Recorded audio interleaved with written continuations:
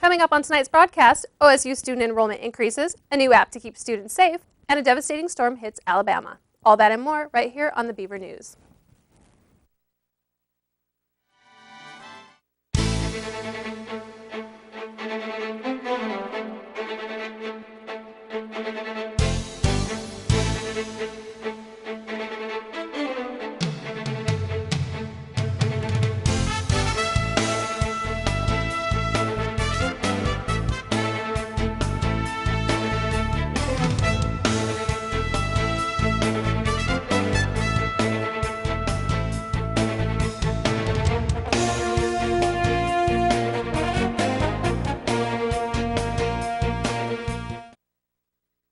Good evening and welcome to the Wednesday night edition of the Beaver News. We're glad to have you with us. I'm Brenda Ivey. And I'm Cassady Gilroy. HHS 231, or Health and Human Sciences, have been starting to feel their own strain this year. Recent assessments of the workload in popular course HHS 231 have shown that TAs and students were being overworked. HHS 231 is a course designed to teach students about the benefits of positive health behaviors and is required for all students to take at some point. It is also one of the biggest classes one will take, filling up consistently to about 1,600 students every term, broken into 4 sections. James Shreve of the Daily Barometer reports that traditionally, each student was expected to fill a single, long-term personal health portfolio assignment alongside other homework and exams. A new shift, starting this term, looks to break this into a 2-part assignment, as well as focus more heavily on in-class clickers, which are devices used to enable students to answer pop-up questions during presentations. Melinda Amelie, the HHS Lifetime Fitness Director, encourages this shift after taking on a TA position to experience firsthand how much work they were doing. She said, quote, "I've done it 2 terms. We all grade a sample PHP and time ourselves. Just by doing that sample 1, I knew it was too much. Too much for a 2-credit class. That's the key point." While most departments on campus have a student-to-staff ratio of 25:1, Evan Anderson of the Daily Barometer reports that the psychology department has a ratio of 40:1, leaving many students struggling to get into the classes they need to fulfill their degree requirements. The psychology degree program requires students to take classes in order. So if a student is unable to get into a specific class, they might find themselves scrambling to find other classes to fill their schedules. Chair of the Psychology Department, John Edwards, advises students to continue with the program, saying that there's hope for an increase in the course offerings and that the department plans to add 2 new professors for the upcoming year.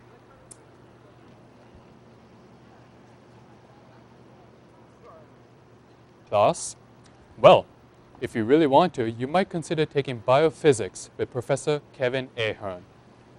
As reported by Martin Ford of the Daily Barometer, Professor Ahern covers age-old jingles with what he calls metabolic melodies, all of which are designed to help students remember terminology and processes. For instance, he took the tune of Frosty the Snowman and created a song called Transcription, which goes along a little something like this. Phosphodiesters are the bonds of RNA that support the ribopolymer made of GCU&A. Other popular tunes derive from songs such as Jingle Bells and the ABC song. Professor Ahern first thought of this idea when he taught his first big class. He said, quote, "I was nervous, and at the end of the term, I felt really good about it, and I wanted to do something to celebrate. I saw this book called The Biochemist's Songbook, so I sang, and the reaction was, oh my God." Oregon State's 3rd annual Red Dress Fashion Show drew in enough students to fill the Memorial Union Ballroom last night. And Josie DeWitt of the Daily Barometer reports that 27 designs were showcased at the event, including a dress designed by student Jana Boyle that was made from 536 condoms. The event was held to advocate condoms and an HIV-free world. According to a PowerPoint at the fashion show, every 9.5 seconds, someone in the United States is infected with HIV. Peer health advocate Bridget Phillips says, quote, "The fight has made a lot of progress, but AIDS is not a disease that can be eradicated with a cure," end quote. We now go to coverage of the event, courtesy of Josie DeWitt.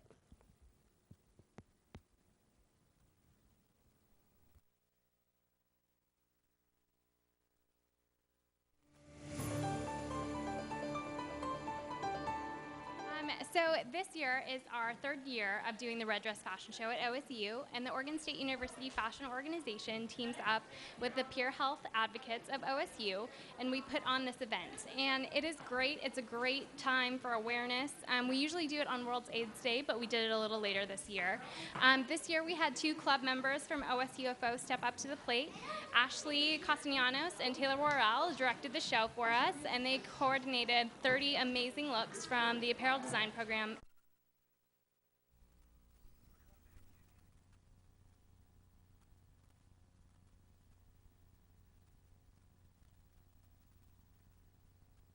University website, the student population of Oregon State is expected to rise between 30 and 35,000 students by 2025.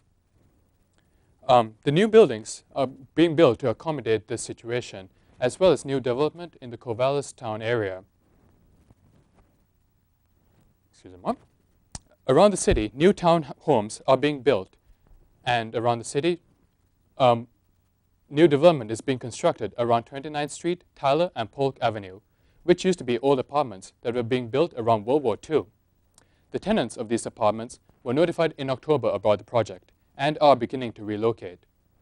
Along with increasing the population of Oregon State, their goal by 2025 is to, quote, promote economic development and social progress, end quote. Amanda Antel of the Daily Barometer reports that while wolves became extinct in Oregon in the 1930s, there are currently 5 packs of wolves that have made their way to Oregon from other states, bringing Oregon's wolf population to 29. Oregon residents are conflicted about the presence of these wolves, as some want to protect them and others just want them to stay off their land and stop eating their livestock. 2 wolves were equipped with GPS collars, which have placed them at the scene of several livestock killings. As a result, the Oregon Department of Fisheries and Wildlife ordered the wolves to be killed. That order was put on hold while a legal battle plays out on whether the wolves should be protected under the law as an endangered. Since the order was halted, 5 more cows have been killed. While livestock owners do not want them, have the right to have them lethally removed. There's a new app that has come out to let students feel safer, especially at night while walking home. Street Safe is a unique service that has turned a smartphone to a personal security system. Martin Ford of the Daily Barometer reports that students using this service create an online profile that has their name, age, description, and any notable medical conditions. In an emergency, this profile can be shared with the authorities and can pinpoint the exact location using the GPS in the smartphone. There are different ways to use the app. Walk With Me option puts you online with a safety professional in the area. The silent alarm feature is a more direct way to receive assistance. If you are interested in using this assistance, visit www.safetyservice.com and view the different plans they have for college students. We're taking a short break, but don't go anywhere because when we come back, we have a sports update and a look at your local weather forecast. Stay tuned. Welcome back to the Beaver News live on KBVR. There's a new class on campus this term, one dedicated to this year's most notable movements. Katya Kosbear of the Daily Barometer is reporting that OSU has added a philosophy class centered on the Occupy Wall Street movement. The main goal of the class is to help students understand what the Occupy movement stands for and to encourage students to take what they have learned in discussions outside of the classroom. Co-professor Jose Antonio Orozco says the course focus is on, quote, investigating the social movement and trying to understand it, end quote. This course is one of only a few that the Occupy movement's being offered on campuses across the country. Students and staff are hopeful this new course will raise awareness to the country's economy, especially for students getting ready to join the work field. And now Cassady will give us a look at the upcoming forecast.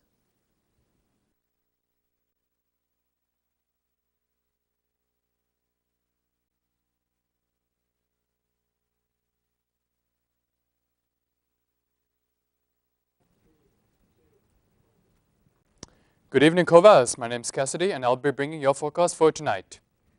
Tonight, we have a low of 46 degrees, and on Thursday, we'll have a high of 48 degrees, with some rain showers expected, and a cool 28 degrees at night. Friday, expect to see some sunshine with a high of 45 degrees and a low of 28 degrees. Saturday, we'll have a partially cloud skies with a high of 50 degrees and a low of 36. And finally, on Sunday, we have more rain on the way with a high of 48 and a low of 41. That's in weather forecast for tonight. Back to you guys. ASOSU Evan Anderson of the Daily Barometer reports that last night's meeting of the Associated Students of Oregon State University included the swearing-in of 4 new senators. During the session, the Senate also addressed Student Bill SB 7102, a new bill that will require attendance to 3 student-sponsored events each term by senators and representatives. The bill has had a first reading and may have the possibility of being amended.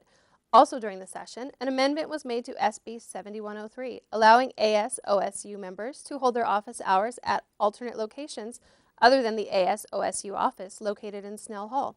The Senate also discussed JB 7101, which eliminates suspension during the impeachment process. While there was a concern that eliminating suspension does not allow for instances of extreme violations, the Senate decided that in those cases, the university administration would need to be involved.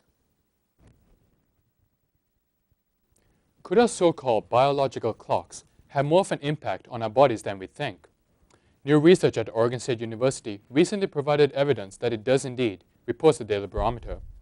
In a study published in the international journal Neurobiology of Disease, researchers from OSU and Oregon Health and Science University connected that disruptions of circadian rhythms, more commonly known as the biological clock, can cause accelerated neurodegeneration, along with loss of motor function and premature death. The biological clock in humans and other animals is a genetic mechanism that influences sleeping patterns, hormone productions, DNA repair, and the effectiveness of external medications. In the research, fruit flies were used, who have many parallels with how these clocks function in humans. By disrupting their circadian rhythms, it was discovered that the flies had a 32 to 50% shorter lifespan and even developed holes in their brains.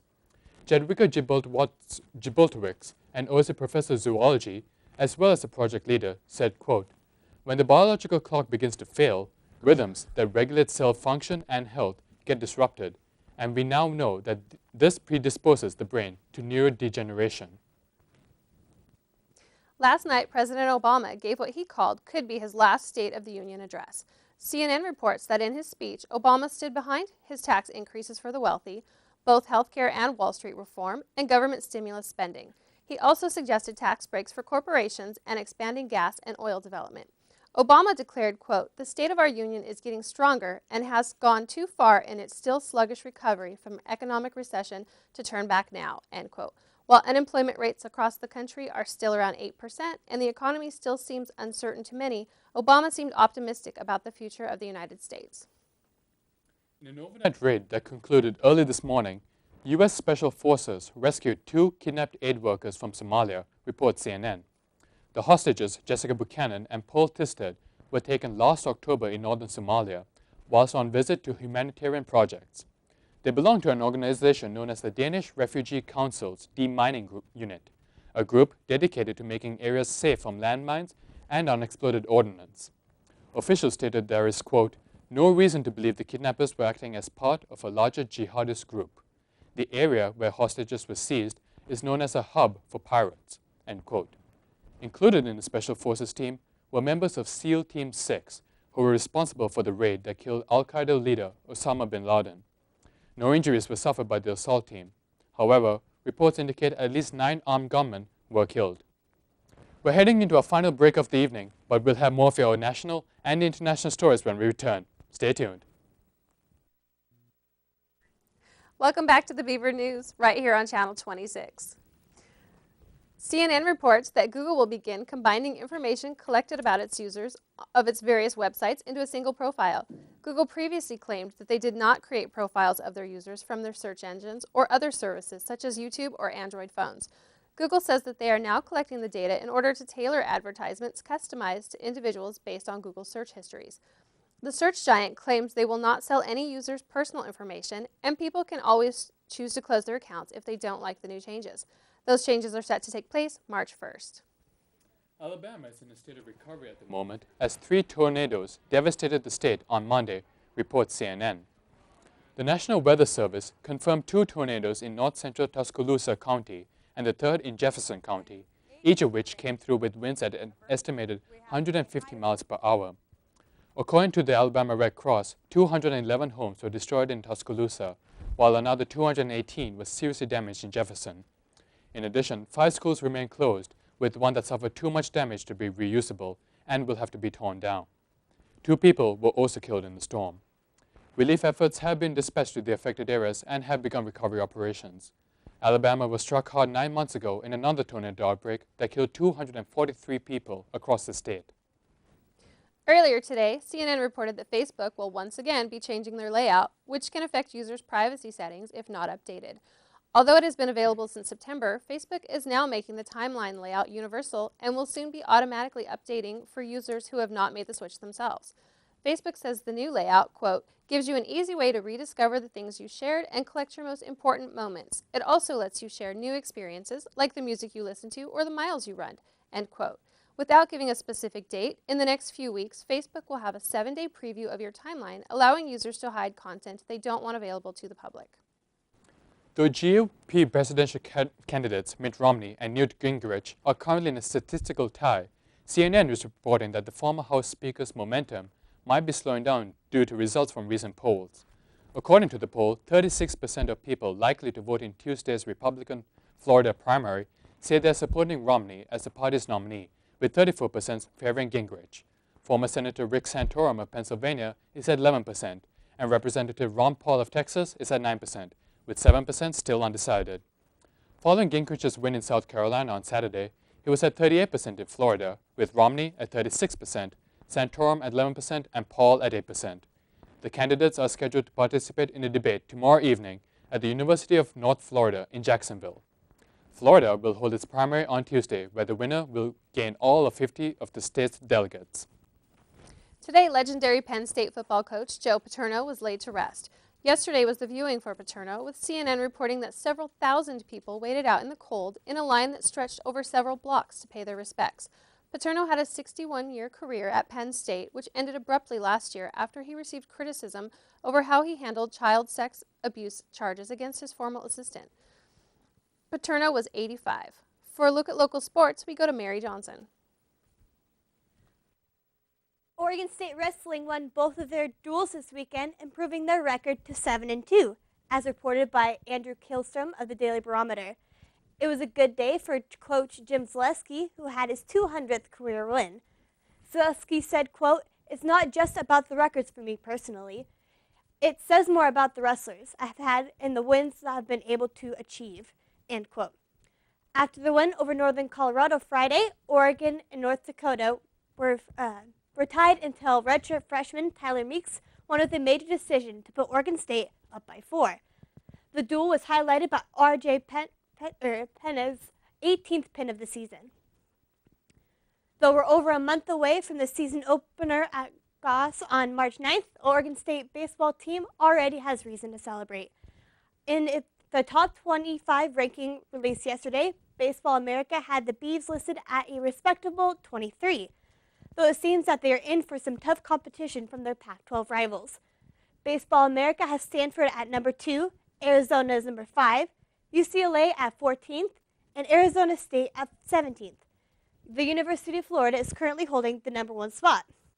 Though they started last season unranked, they finished number 10 after going 41-9. Following a strong performance, a near-perfect 9.95 routine on the beam, OSU gymnast Leslie Mack has been awarded the Pac-12 Special Performance of the Week. This is the second time this year that Mack has received the Pac-12 honors, winning the Pac-12 Gymnast of the Week following the match against Oklahoma. She is currently ranked number 1 on the nation on the beam. Around the Pac-12, the Oregon Ducks basketball team beat UCLA 75-68 Saturday after being down by 13 at halftime. E.J. Singler scored a career-high 26 points for the Ducks and was 16-17 at the free throw line. Garrett Sims scored 16 points for the Ducks. Travis Ware from UCLA scored 17 points for the Bruins, and Lazarus Jones scored 14. Oregon is now tied with California at the top of the standings with a record of 6-2 in league. Oregon will host the Beavers this Sunday. It will be the only game of the week for both schools. That's all the news we have for you tonight, but be sure to tune in tomorrow at 7 o'clock p.m. for more of your local, national, and international stories right here on KBVR. Thank you and have a good night.